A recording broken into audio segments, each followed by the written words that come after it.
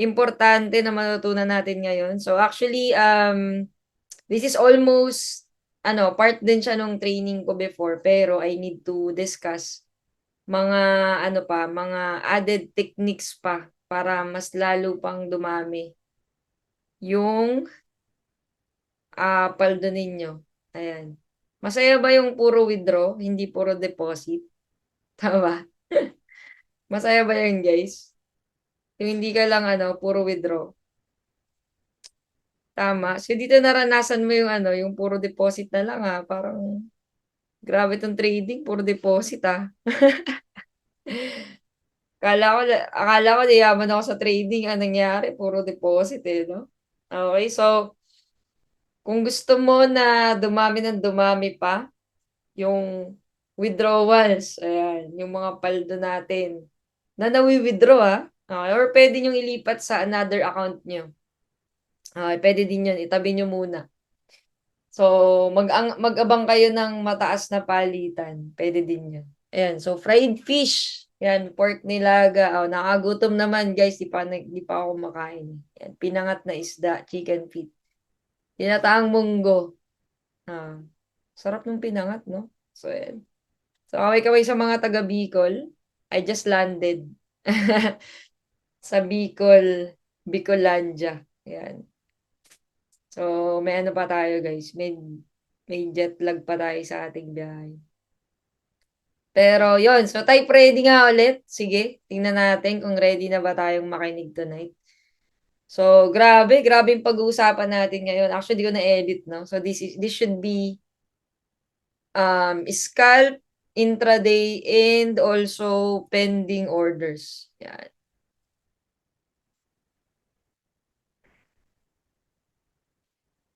Pending. Okay, so ito yung mga pag-uusapan natin today. Yan. So kung excited ka na, type ready. Okay, kung excited ka ng matuto at gusto mong kumita din ng 1,000,000 sa isang buwan. Masaya ba yan? Enough na ba ng motivation na pwede ka palang kumita ng 1,000,000 sa trading? Type yes nga ang enough motivation na ba yan? Para sipagin kayo na umattend ng mga training.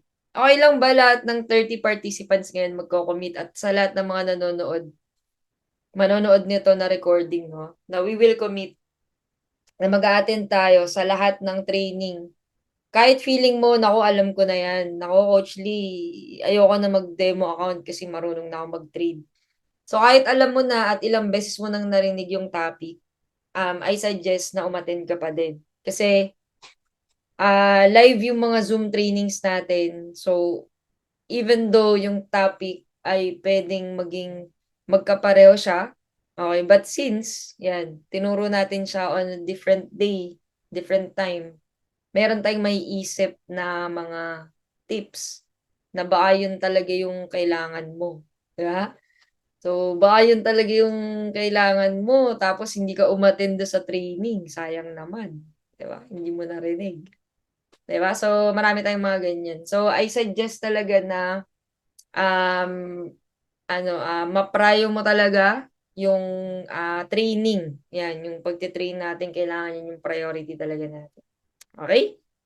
So, with that being said, okay, I will give you 30 seconds yan, na alisin lahat ng mga distractions sa harap mo.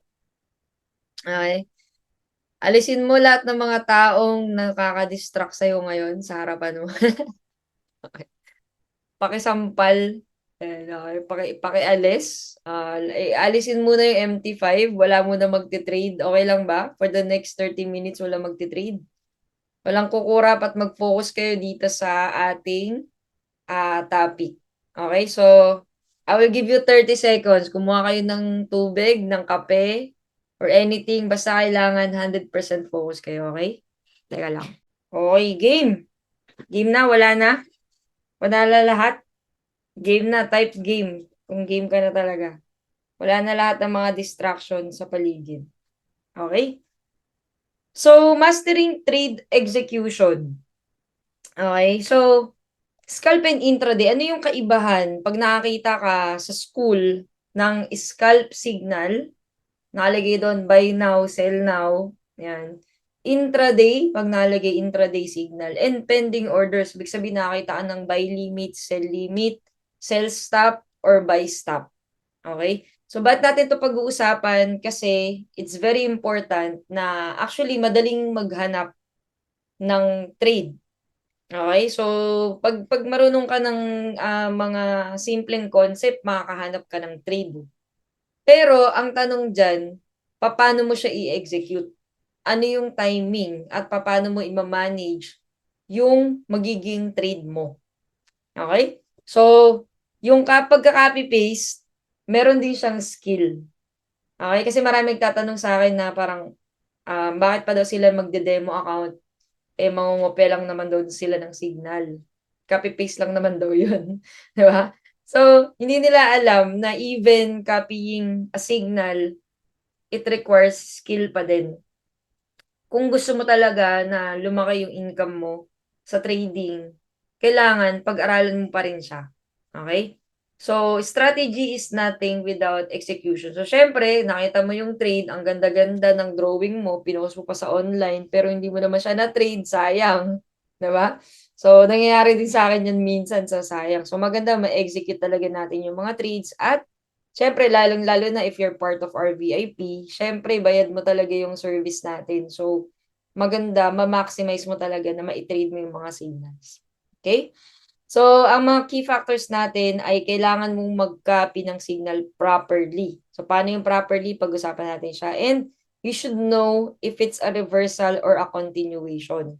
So, sa scalp, yung makakita ka ng mga trades, no? Na buy now, sell now. Ang tinitingnan lang natin dyan, no, whenever we provide a signal is yung time frame natin nasa lower time frame lang. Ibig sabihin, mabilisang scalp lang to, in and out. Okay? At ang key dito ay speed plus discipline. Bakit? Wag mong i-hold yung trade na meant to be scalp lang talaga. Okay? Kasi kawawa ka. Di ba? So, hindi talaga siya meant to be na i-hold mo siya. So, bigay tayo ng example. Um,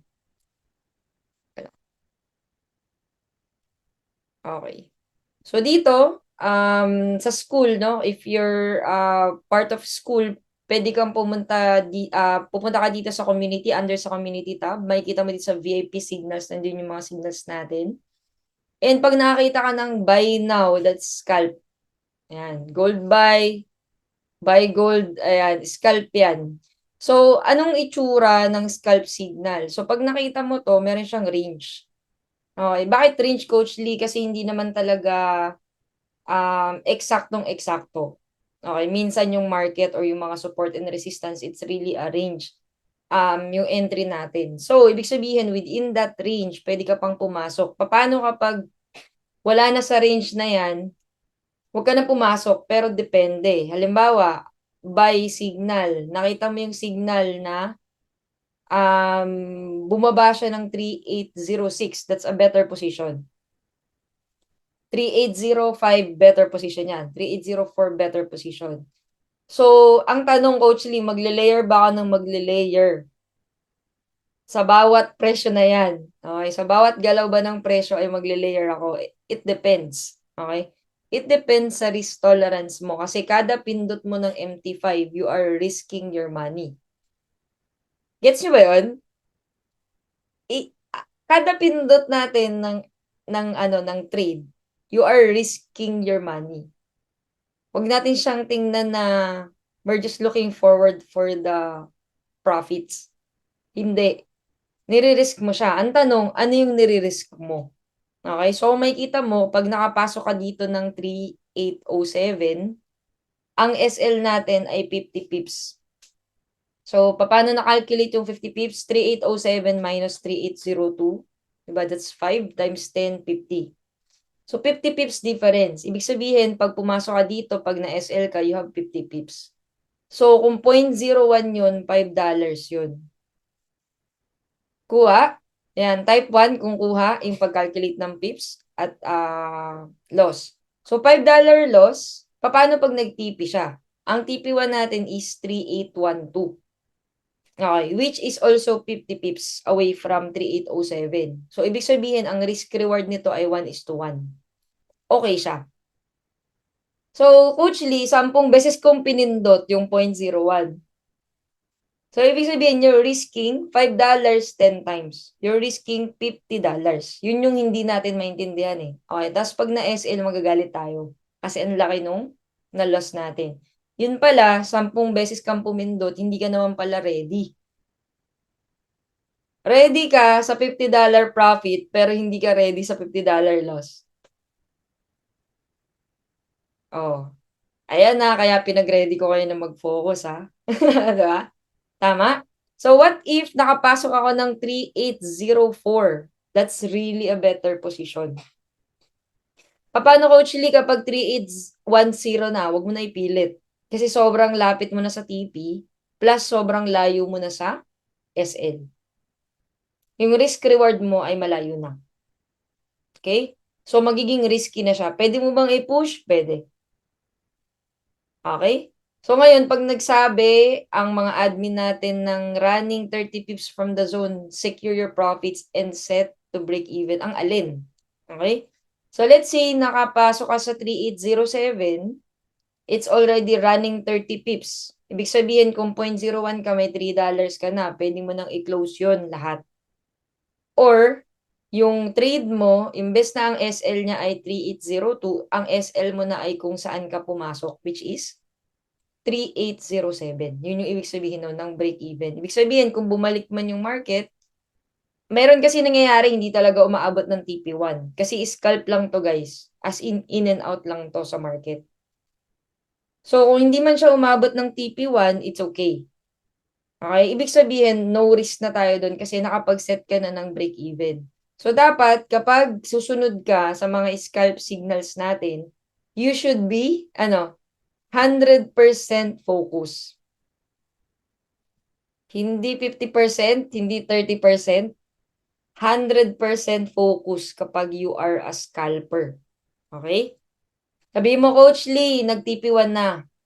Kakakita ko lang ng signal. Papasok pa ba ako? Syempre, hindi. 'Di ba? Pero dahil pasaway kayo, pasaway tayo, minsan papasok pa din tayo. Tama? Ngayon, sobrang laki na ng nire-risk mo nun. Why? Pag pumasok ka sa TP1, that's 3812. Gaano na kalayo yun sa 3802, guys? Ilang pips? Sige nga, sa mga nakikinig. Nag-trade ako ng 3812. Gaano ako kalayo sa SL? Pag na-SL ako, ilang pips siya? Chat nyo nga guys kung ilang pips.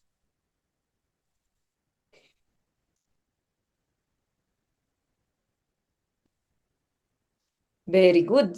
Oo, galing talaga ni Brogelo. 100 pips. O, di ba? O guys, ako, lahat ng mga sumagot at tama yung sagot. Gusto kong i-congratulate nyo yung sarili nyo. Why? Kasi dati hindi nyo naman alam yan. Tama?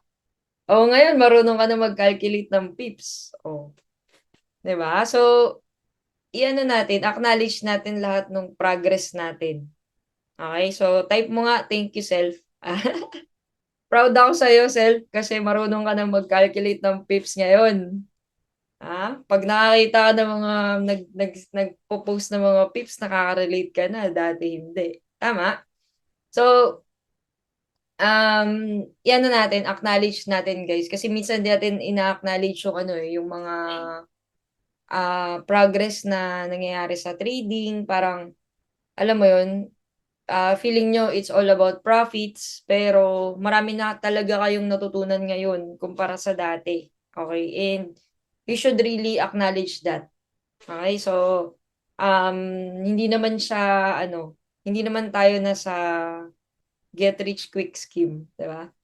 So, maayos tayo na academy and we focus on learning and we focus on being a profitable and disciplined trader. Yan. Kaya, hindi lang basehan kung ilan yung kinikita mo sa progress mo. Okay? So, you should acknowledge na nagpa-progress ka naman talaga. May mga bago ka natutunan everyday. So, ano yun? Goods yun. Okay? So, next. Okay na tayo sa scalp, guys. Gets na? So, pag pumasok ka ng TP2 dyan, pag na-SL yan at bumalik siya, okay, bumalik siya, sobrang talo ka na ng 100 pips. Imagine. Diba? Imagine, 100 pips yung talo mo. Sobrang layo nun, guys. Okay? So, wag na wag niyong gagawin yan. Paano yan, Coach Lee? Kasi na-FOMO ko. TP4 kasi, minsan nagti-TP5 talaga yung signal natin. Di, okay lang ba sa'yo na yung pinaghirapan mo ng, alam mo yun, yung pinaghirapan mo ng isang buong araw, i-risk mo dahil lang na FOMO ka. Alam mo yun, yung alas 8 pa lang ng umaga, nagtitrade ka na. Pinaghirapan mo na makakuha ka ng $5 to $10 per signal or per trade. Tapos, pagdating ng gabi, magpapasaway ka. 'Di ba? Na FOMO ka. Akala mo lahat ng signal nagti-TP2, nagti-TP3, hindi. Okay? So, wag nang humabol. Okay ba 'yon? Yan. Type yes nga kung gets mo 'yon. Okay? So, that's scalping. So, again, pag nakakita ng signal, tingnan nyo kung gaano nakatagal yung signal. 5 hours ago yung signal, trinade mo pa.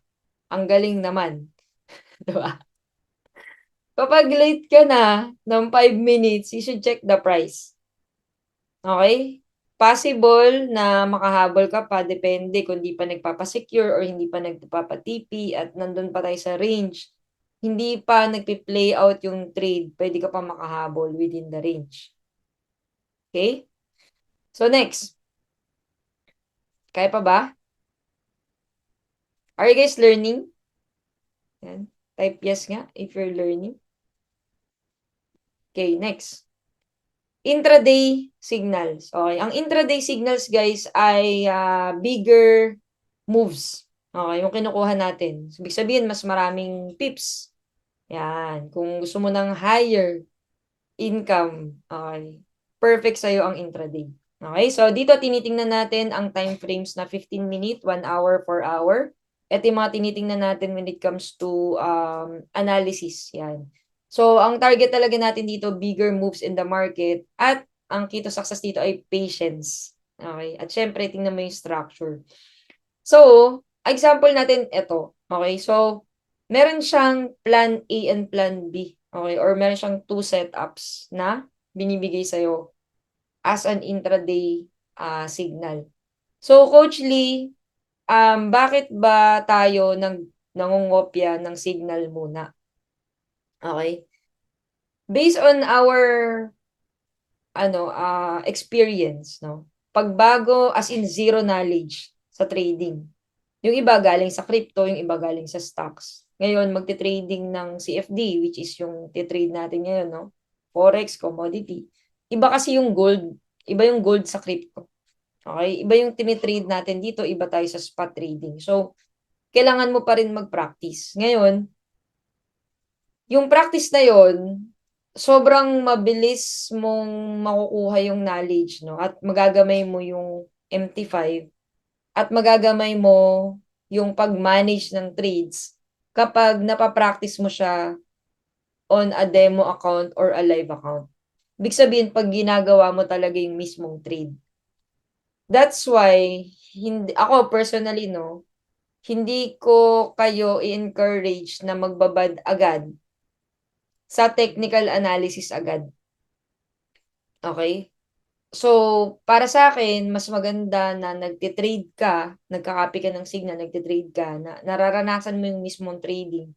Mas mapapabilis sa'yo na mag-gets yung concept ng, let's say, support and resistance, ano yung pips, ano yung TP. At along the way, habang inaaral mo yung technical and fundamental analysis, mas magigets mo siya ng mas mabilis. Okay? Yun lang naman sa akin, no? So, that's why pag meron akong kausap, I would really suggest na mag-copy muna sila. Okay? Habang inaaral nila yung mga concept. Ganon din ba kayo, guys? Yan. Does that make sense to you? So, ngayon, etong intraday is medyo intermediate to. Okay? Ibig sabihin, kung total beginner ka, I would suggest na dun ka muna sa scalp signal. Kasi itong intraday natin, medyo may konting analysis na i-apply ka na dito. Pero, kapag ito yung pre-practice mo, matututo ka talaga. Okay, matututo ka about candlesticks, matututo ka about support and resistance, at makikita mo yung galaw ng market. So, pag-usapan natin siya. For example, yung gold intraday signal natin kanina na umabot sa... Saan umabot? Saan umabot, guys? Yung ating buy. Okay, nag-buy tayo sa 3778 to 3782. So, let's see. Okay, so ang ating setup ay ito.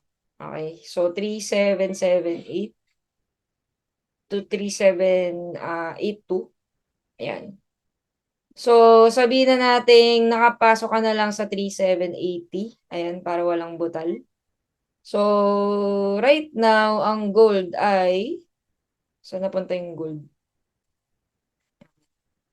Ang gold ay umabot sa to the moon. Tama ba? Umabot siya sa to the moon, guys. Ayan. Umabot siya ng 3831. Grabe. Okay. So, ilang pips yun, guys? Tulungan nyo ako mag-compute. 3831. Is it 500? 500. 3825. 500 ba? 500 pips, no? Tama ba? Grabe pala to. Tama ba, guys? Compute nyo nga.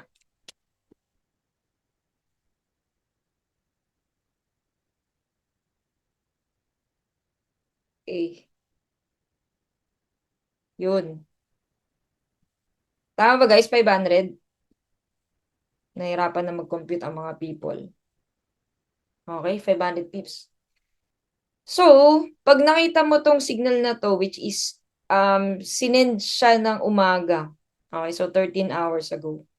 So, nalagay dito, dalawa siya, no? Isang sell setup and also isang buy setup. So, yung sell setup, so titingnan mo siya, ipa-plot mo siya. And then, ipa-plot mo din yung buy setup. Okay, so sa MT5, pwede kang maglagay ng support and resistance na line. Okay, pwede kang maglagay ng line like this.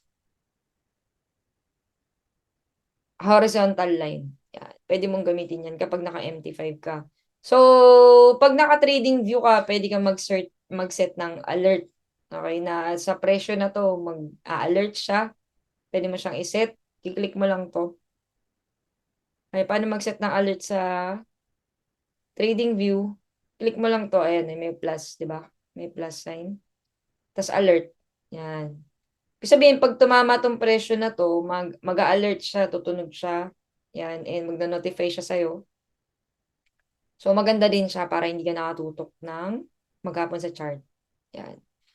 And then, yung buy setup natin, silipin natin, no? Ano ba yung condition ng buy setup? Sabi, if breakout is confirmed.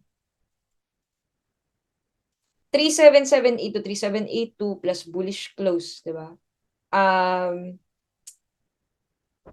Ano ba yung mga ano yung mga conditions para masabi mong nag-breakout na siya? Yan. So tingnan natin ulit yung nangyari sa ating trade. Okay? Yan. So actually, sumampa na siya dito nung una. Okay? First touch siya. Okay, sumampa na. Tapos nag-pullback konti. Tapos puro ano na, puro bullish candles na yung sumunod, guys. Very, very strong bullish momentum na yung sumunod. Mula dito sa range natin na 3778. So, kung nakita mo to kanina, you should have an idea na, ay, okay, na-break na. Okay, na-break na tong resistance na to. Kasi meron siyang, medyo hirap siya sa area na to eh. Okay, for a time. Ayan, nag-consolidate siya ng konti. And then, nag-strong bullish momentum siya. So, maganda kung nakabay ka talaga dito sa area na to kasi umabot siya ng to the moon, which is 500 pips. Okay? So, anong instruction sa ating intraday? Ang instructions ay, ang TP1 natin ay 3788, ang TP2 natin ay 3798. Yan, tingnan natin. 3788, pasok, diba? TP1. Tapos, 3798 TP2. Okay, pumasok din. And then, meron tayong runner, which is hanggang 3,820. Okay. Pasok din siya sa range natin. Umabot siya sa 3,820. For scalpers, let's say scalper ka, nakita mo yung intraday, okay ka na sa 30 pips. Pasok ka dito sa 3,780. Ilan yung 30 pips natin, guys? Saan tayo mag-out? 3,783. Yan. And then, kung nakapasok ka dito, imagine mo, no? Ayan, bawa, nag-scalp ka lang. Pasok ka dito, and then nag-take profit ka, tapos sinet mo na yung SL mo to break even. Alam mo, hindi niya binalikan yung break even point mo. Lumipad na siya ng lumipad, di ba? So, kung meron kang runner na umabot hanggang dito, paldo talaga. Okay? So, that's the intraday. Okay? So, we are catching bigger moves. So, ibig sabihin, pag na-SL ka din ng intraday, medyo masakit din. Okay? Pero pag pumaldo ka sa intraday, ay masaya naman siya. Okay? So, for example, meron tayong mga setup sa BTC, for example, na umabot siya ng 2,300 pips, 'di ba? Setup ng BTC. So, ganyan kaganda yung intraday natin. Guys, any questions? I-chat nyo kung may question kayo. Next. Ano yung win rate natin sa intraday? Bakit siya worth it na pansinin? Yan. Ang ganda ng win rate natin, guys. So far, wala pa tayong talo. Okay, sa ating intraday. So, nagpi-play out lahat. Hindi lahat nagti-TP1. Okay, by the way. Pero ang instructions natin ay 30 to 50 pips. Pwede ka na mag-close. Secure mo na and set SL to break even. Kahit walang instructions si admin. Kasi ang hirap i-catch ng intraday kasi it can happen any time of the day or minsan maabot pa siya ng kinabukasan. 'Di ba? So, kung nakasabay ka, 'di ba, September 8 to 12, 10 wins tayo and then 12 wins yung last week, hindi pa to updated. Okay? Pero mas madami tayong wins last week. So, maganda talaga yung ating mga intraday signals. So, paldo. Okay, yung mga paldo ng team natin. So, ito, naka 357, and then ito, sa pool daw lahat ng sell sa intraday. Di ba? So, actually, maganda yung intraday na it will give you another perspective eh. Kumbaga, a bigger perspective kung ano talaga yung nangyayari sa market. Kasi if you look at this, meron tayong resistance levels dito na pwede mong i-plot sa MT5 mo. Okay, para alam mo na ay ito resistance to, 'di ba? Ito yung immediate support, tapos ito yung deeper support. Ano ibig sabihin niyan? Guys, kapag na-break ang immediate support, malamang sa malamang pupunta siya sa next level na support. Okay? Ganon din sa resistance. Okay? So halimbawa, kung titingnan mo si gold, ayan, sorry, medyo magulo lang yung chart ko. Hindi ko pa nabura yung iba. Yan. So, for example, para alam nyo din, no, kung mag-hold on pa ba kayo or gigive up na kayo sa mga hinahold nyo na trade.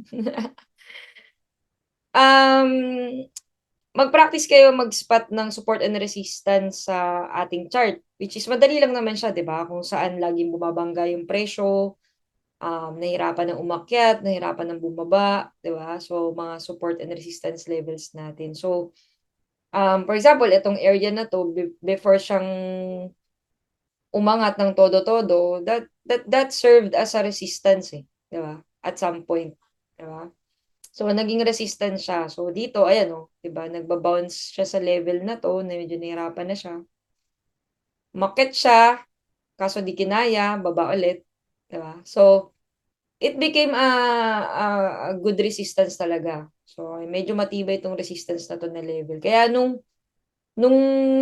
na-break siya, eh lipad talaga. Okay? So, if ever nabababa si gold, probably dito din siya magba-bounce. Meron ditong support, yan, ito. Meron ditong support na minor. So, pag na-break niya to, tong area na to, malamang dito siya susunod pupunta. Okay? So, ano nga, type gold. Ayan, if you're learning. Okay. May nakukuha ba tayo? May nakukuha ba tayo, guys? So, bakit ko ito dinidiscuss, no? Kasi mahalaga siya dun sa ating mga intraday signal. So, para at least alam nyo kung bakit. 'Di ba? Bakit tayo nagpa-sell doon? Bakit tayo nagpa-buy doon? Okay? Kasi, usually, itong intraday natin is looking at the support and resistance levels na matitibay, yung mga matitibay na support and resistance. Once nagkaroon ng breakout or continuation, yun yung tinitrade natin, which is safer siya. Okay, safer to trade. Okay, so, um, maganda na i-apply nyo din talaga siya, matutunan nyo siya para hindi kayo papasok basta-basta sa market. Kasi ako, ganun ako dati. Ayan, wag nyo pong, sulatan yung ating, guys, paano ko ba to buburahin? Kaya lang. Huwag tayo mag-drawing, guys. Ayan. So, ayun, dati kasi pasok lang ng pasok sa sa trade eh. 'Di ba? So, hindi ko alam na nandun pala ako sa resistance. 'Di ba? Magbabay ka sa resistance, andun sa pinakatuktok ng week. Naranasan niyo na ba yan? Yung buy mo nandun sa pinakatuktok, 'di ba? Ng upper week ng resistance. O, 'di ba? Ang lupit mo. Sniper entry ka. Sniper entry na loss. 'Di ba? So, continuation versus reversal. Ayan, guys. So, paano natin makikita? So, actually, madami kayong mga patterns, candlestick patterns, and mga harmonic patterns na pwede ninyong maging confluence. Okay. Sa pag-aaral ng, sa pagtingin ng mga hints. Ayan. Para sa akin, mga hints yan. No? Bibigyan ka ng idea saan ba papunta talaga yung market. So, kapag nakita ka ng mga higher high, diba? Higher low, higher high, higher low, higher high, diba? So, bullish.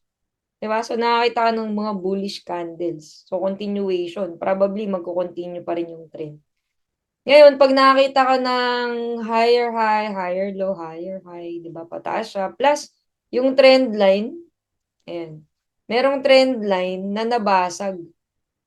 Diba? So, nabasag. Tapos, in-start siya mag-create ng mga lower lows, lower highs. So, ibig sabihin, we are on a reversal.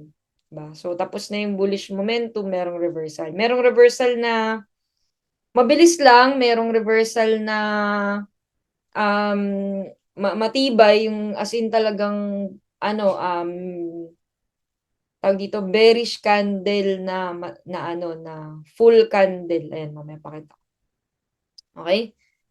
So, pag reversal, usually makakita tayo ng ganito. Ayan, shooting star. Ayan. So, anong ibig sabihin ng shooting star? Guys. So, nakita nyo, pinush talaga. 'Di ba? Pinush na malala yung presyo. Ayan. Kaya, baba siya ng, ng bigger volume. Ayan. Yung pag-push ng presyo. Okay? So, it might indicate a reversal. Ngayon, hindi lahat ng reversal, guys, hindi lahat ng shooting star i-trade mo. Hindi pwede. Hindi naman, tipong nakakita ka lang ng shooting star, i-trade mo na agad, di ba? So, syempre, it's another confluence for you. Ano pa? Bearish engulfing. O, let's say, nasa bullish momentum tayo, pataas ang pataas. Bawa ngayon, pataas ang pataas yung gold, di ba? So, hanap tayo ng mga candlestick na nag-indicate ng reversal. O, halimbawa ito. Di ba? Ayun, o. Diba? Kita ito. Bullish. Engulfing, di ba? So, may nakikita ba kayo sa chart ng mga bullish engulfing? Meron. Di ba? Ito. Ito, ang laking bearish candle. Di ba?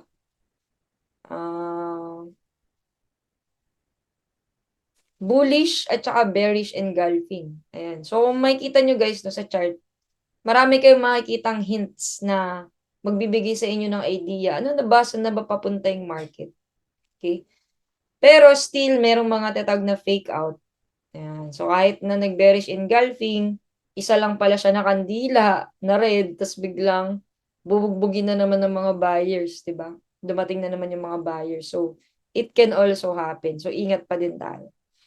Evening star, pwede din yan as a reversal, di ba? Kumbaga, bullish candle. Tapos yung second candle na evening star is na ano na siya, almost doji. Okay, ibig sabihin indecisive na yung market, di na alam kung saan pupunta.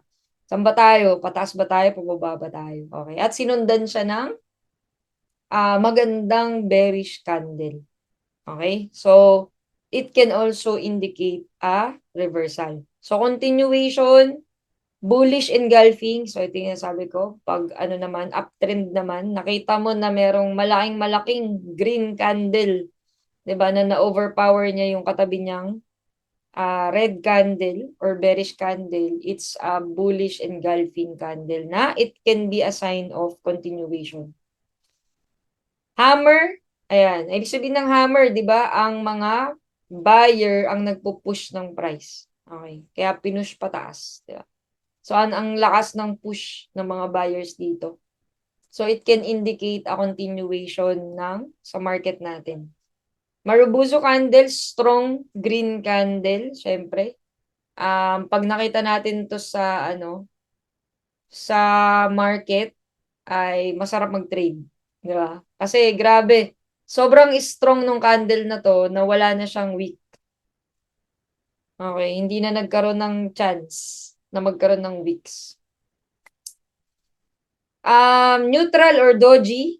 So, let's say nagtitrade ka, nag-scalp ka lang, nakakita ka na ng mga doji. 'Di ba? Mag-abang ka kasi baka magkakaroon ng mga reversal din sa market, magbabago na yan, baka possible magbago yung trend kasi nagiging indecisive na yung market natin. Okay? Ayan, inside bar, um, neutral din to, neutral din, or breakout. Ayan. So, kapag nag-execute tayo ng mga signals, ito yung checklist natin. Is your price in the entry zone? Okay, so nasa entry zone pa ba yung presyo? Or wala na?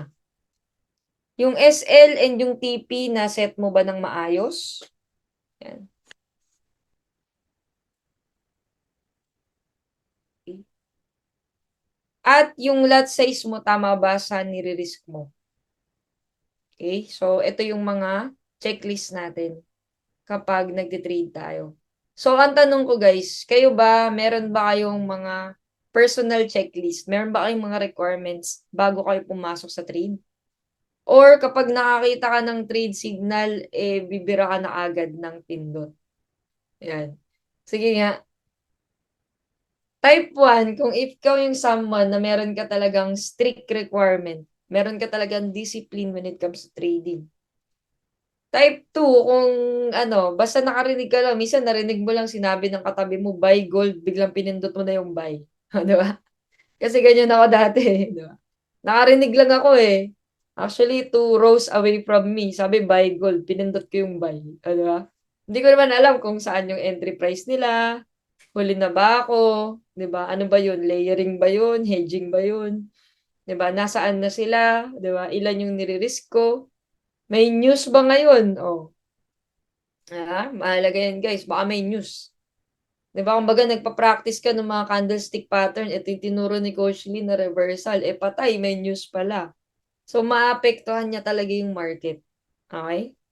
So, ayan, may mga number 2, 'di ba?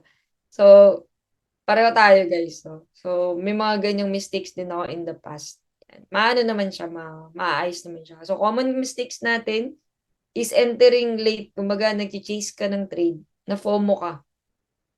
Kasi gabi na, wala ka pang trade or gabi na, hindi ka pa profit, hindi mo pa na-hit yung gusto mong income.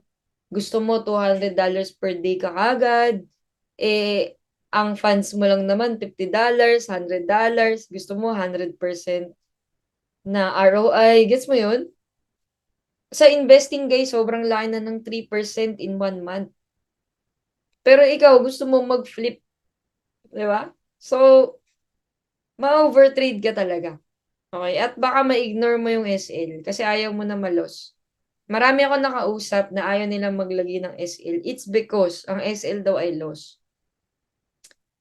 Ano ba yung ibig sabihin ng SL, guys? Okay? Ano yung kalagahan ng SL sa trade mo? Okay. Bakit ba kailangan na may SL? Sige nga, type nyo nga guys. Sa tingin mo, bakit kailangan may SL yung trade mo? Pwede namang wala. Diba? So, SL is actually the protection. Okay? Ito yung magpo-protect talaga sa trade mo.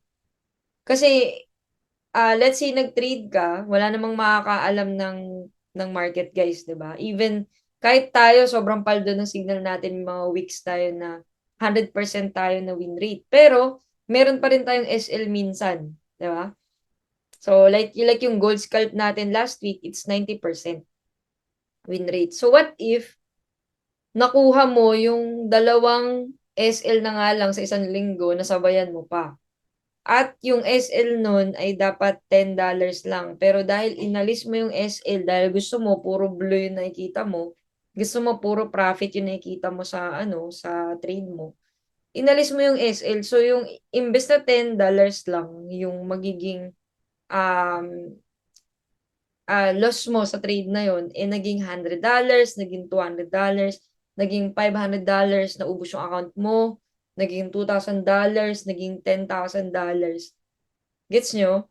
So, yung SL guys, it will protect your account. Kasi hindi lahat ng trade signals at hindi lahat ng analysis ay nagpe-play out. It's not because bobo yung analysis. Diba? Hindi dahil tatanga-tanga yung mga coaches natin dito na gumagawa ng signals. It's not because of that. It's because the market is really, unpredictable. Okay? So, ang ginagawa natin sa trading, guys, mini-minimize lang natin yung possibility na matalo tayo sa trade by, ano, by using technical and fundamental analysis. Kumbaga, tinitingnan natin yung history ng trade. So, hindi tayo nanguhula lang, guys, sa mga signals natin sa team. So, if you're someone na nag-uumpisa pa lang, nag-aaral ka pa lang ng technical analysis ngayon, wag mong gawing demo account yung live account mo. Okay? Na tipong nag-overconfident ka na alam mo na yung candlestick. Uy, alam ko na yung mga candlestick. Automatic, mag-isa ka na nagtitrade.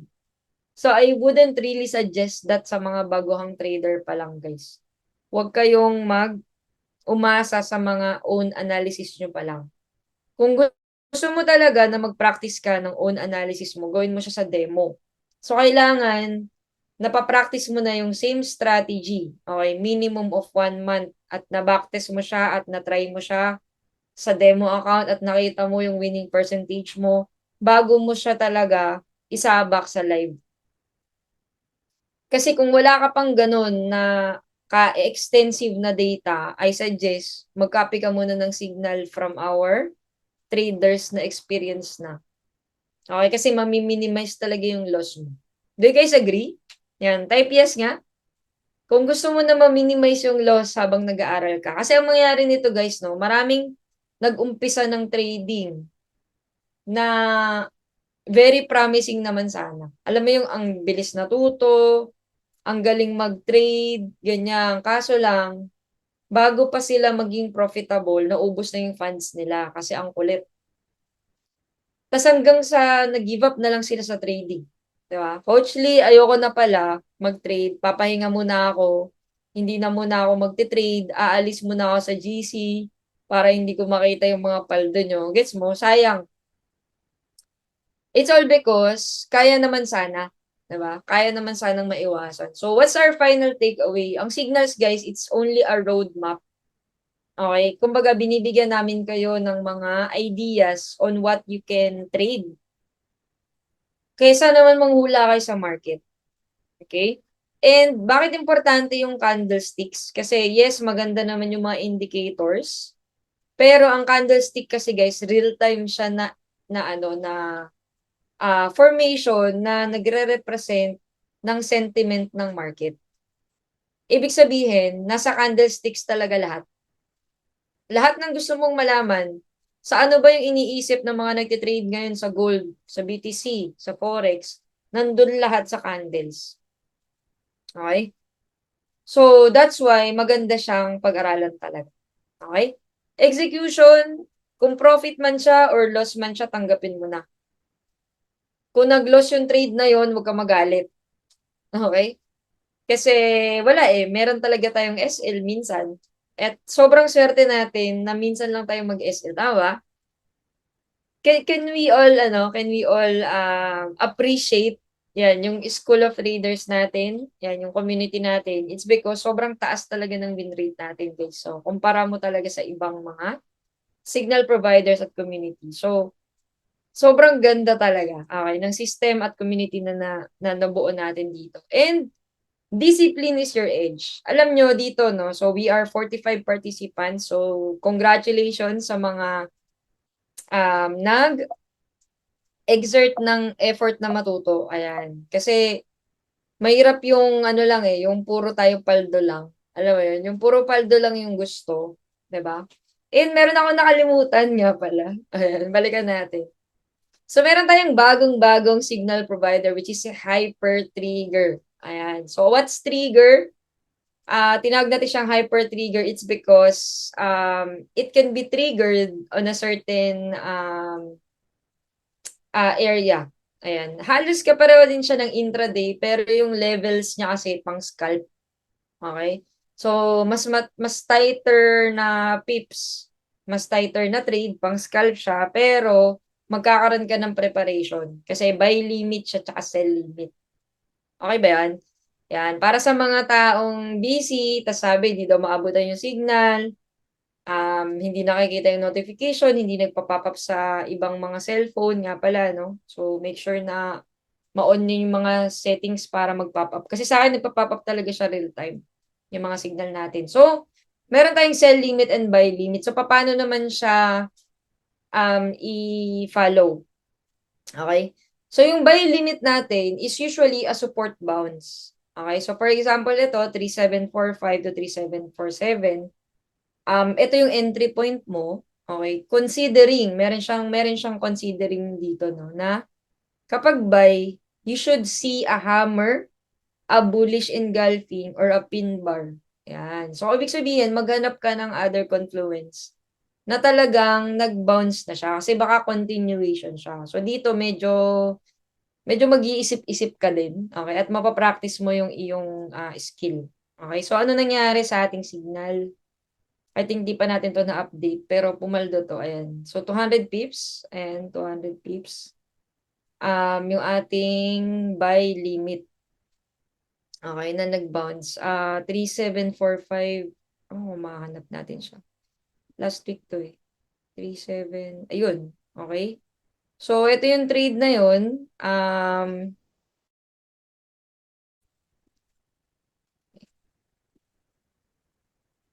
Singit ko na lang din habang pinapakita ko to na yung sa mga gustong mag-trade ng news. Guys, wala talaga makakaalam kung buy or sell yun. So, meron lang tayong bias.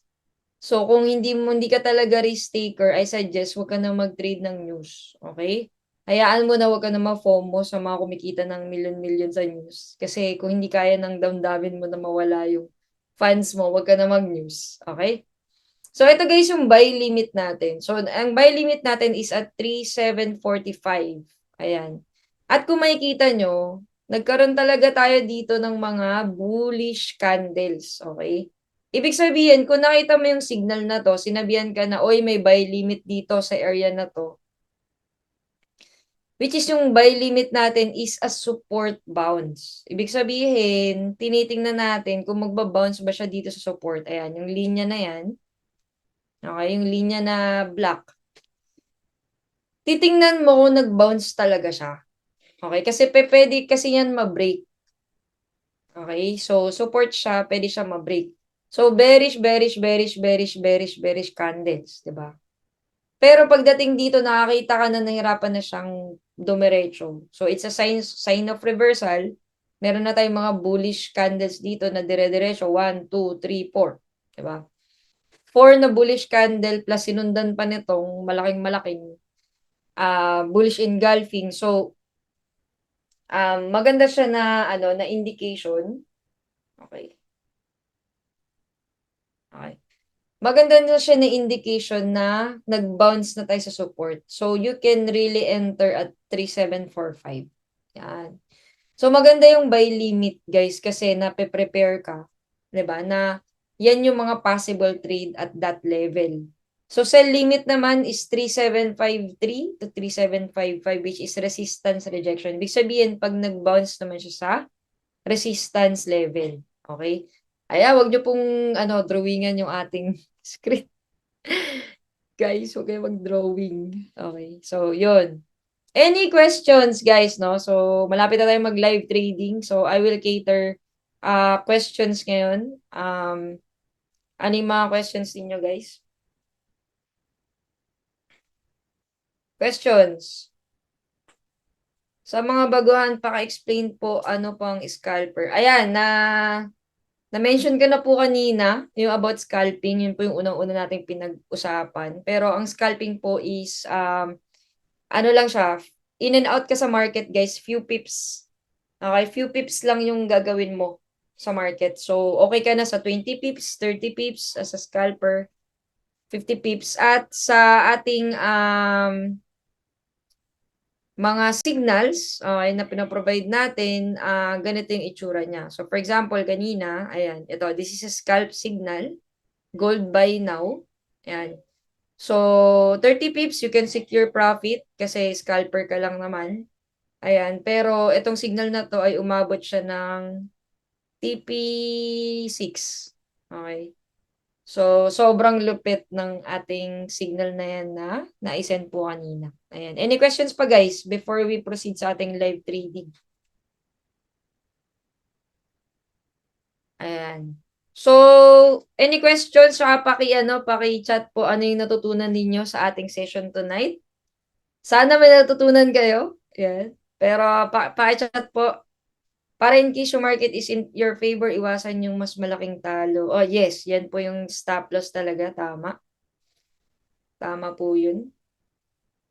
Okay, yan. Welcome po, Ma'am Marie. Yan. Sa sell or buy limit po sa resistance at support po ba ilalagay ang entry? Sell at buy limit po sa resistance.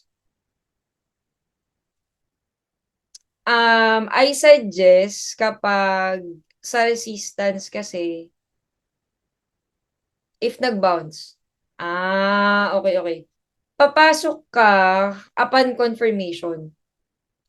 So, halimbawa, mm, di ba bibigyan ka ng area eh. Okay, so hanap tayo ng,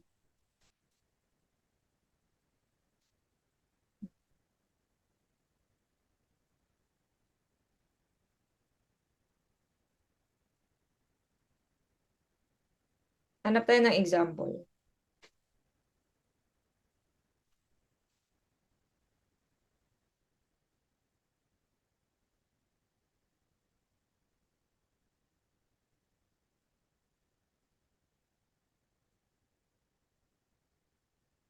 Okay, ito na lang, BTC. So, kung na-receive mo yung signal na sell, 'di ba? At this range. So usually range siya eh. So, kung nakita mo tong big red candle na to, 'di ba, na bearish engulfing. So, nakita mo na siya, confirmation na siya ng bounce, 'di ba? Nag-bounce siya. Tapos usually, antayin mo kasi magpo-pullback yan ng konti. So, dito ka makakapasok.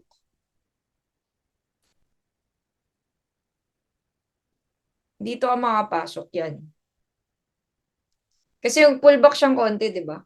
So, dito yung range ng pasok mo niyan. Tapos yan, nakuha ka dyan ng madaming pips. 'Di ba? Solid yan. Solid yung trade na yan. Okay ba? Tama ba? Nasagot ko ba, Zach? Ay, sino ba yan? Si Zach. Oo. Yes po, doon nga po sa confirmation nagkaroon po ng confuse. Yes po. Ano talaga, tatimingan mo talaga siya na pag okay ka na doon sa confirmation na nakikita mo. Kasi pwede mo naman talagang sundin to as is. Okay? So para sa mga ano po, baguhan. Pag nakita kayo ng gold limit, sorry, buy limit at sell limit, pwede nyo siyang i-copy as is. Okay, basta may SL kayo. Okay, kasi halimbawa, naisip nyo na, Coach Lee, hindi pa ako marunong masyado magtingin ng mga candlesticks, ganyan. O pwede nyo pa rin i-trade yan, basta may SL kayo. Basta tanggap ninyo na kung possible na ma-SL siya, tanggap nyo yung magiging possible loss nyo. Yan. Tapos pwede din na mag-profit kayo dyan. So, it's the same, 'di ba? So, maganda pa rin na mai-trade nyo pa din siya, pwede pa din. Basta bantayan nyo na lang. Lalo na kung baguhan ka pa lang, scalp mo muna tong ating mga pending orders. Yan. Pating intraday natin, scalp mo. Tapos guys, pag napag-profit na kayo, huwag na kayong bumalik at pumasok ulit. Okay? Kasi, alam ko nakakahinayang yun kasi bawa pagpasok mo sa trade, tapos nag-play out pa yung trade, alam mo yun, yung parang lumipad pa talaga siya. Tapos ngayon, nanghihinayang ka kasi, ano ba yan, umalis ako agad. Nagets niyo yun? Na ano nyo yun, na nakaka-relate kayo, na parang sayang, in-out ko kaagad, di ba? So, alam ko yung feeling na yun, guys. Pero, yun yung tinatawag na discipline talaga. Okay, diyan kayo masusubok ng market na, teka lang, magiging pasaway ba ako na jello or magiging disciplined trader ako? 'Di ba? Kasi, nakakita na ba kayo ng market na naubusan ng trade? Hindi maubos ang trade, guys. Mamamatay na tayong lahat, may forex pa din. Alam nyo ba yun? So, hindi tayo maubusan ng trade. Kaya, huwag tayo magmadali sa profits. Unti-untiin natin at bawat training natin, make sure na kompleto tayo. Gusto ko makakita na sumasabog yung Zoom natin dito, tipong 100 participants and more. Na nag-a-attend tayo talaga ng trainings for us to grow our knowledge. And also, para ma-practice din natin siya. So, always trade kasi yun yung magbibigay sa'yo talaga ng malaking learning kapag actual ka nagtitrade. Kasi ito, kahit tumatin ka din ng mga trainings, hindi ka naman nagtitrade, wala lang din. Diba? So, yun lang guys. Sorry, medyo ano tayo ngayon na overtime tayo. But I hope na meron kayong natutunan. At sa lahat ng mga natutunan ninyo, okay lang ba? Na i-post ninyo siya sa ating school. Okay? At sa mga GC or your EDM nyo sa akin. Pero maganda kung i-post ninyo sa school or sa mga GC natin para at least we can get some feedback from you guys. Okay? At ma-share ninyo yung learnings ninyo sa mga kasama din natin. Okay? So this will be recorded and will be uploaded in school. Kaya kung meron ka na miss out